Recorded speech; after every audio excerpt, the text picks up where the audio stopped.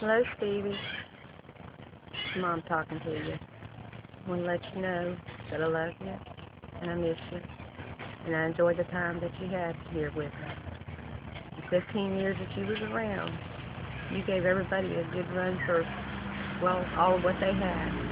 You were strong, and you let everybody know you were the boss.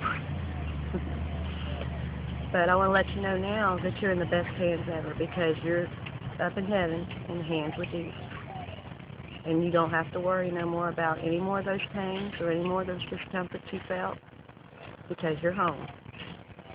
And I just want to let you know that everybody here and around you, every time you look down and we look up there at you, that we're thinking about you and we love you and we'll never forget you.